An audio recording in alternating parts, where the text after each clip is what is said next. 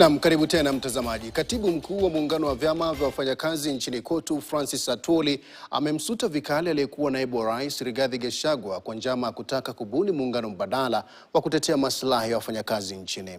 Atwoli anasema kwamba matamshi ya Gachagua kwamba KOTU hayawatetei wafanyakazi hayana msingi, akisisitiza kwamba makubaliano ya nyongeza 12% ya mishahara ya jumla kwa wafanyakazi ni ishara tosha kwamba ni ushawishi wa KOTU ambao ulifanya hivyo.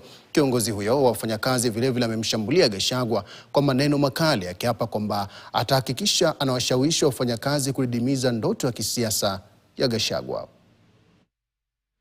Huyu wa Munyoro alitaabisha Wakikuyu kule Njoro, kule Molo, akawatoa wakaa kwa barabara, anarudi anawaambia hapa mambo ni mabaya, mtoke tuuze mashamba yenu. Kwa hivyo yeye maneno alifanyia wenzake. Asifikiria hatuna historia.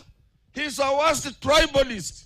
Na mimi ningelipendelea koti imuachilie aje asimame na William Samoei Ruto, tumuonyeshe kile ambacho kilifanya punda zimee pembe. Na tunawangojea ni next year atasema KOTU wafanyikazi wanapata shida.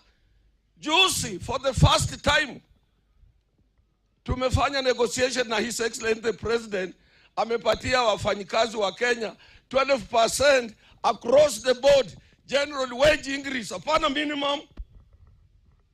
Kila mtu atapata hiyo pesa.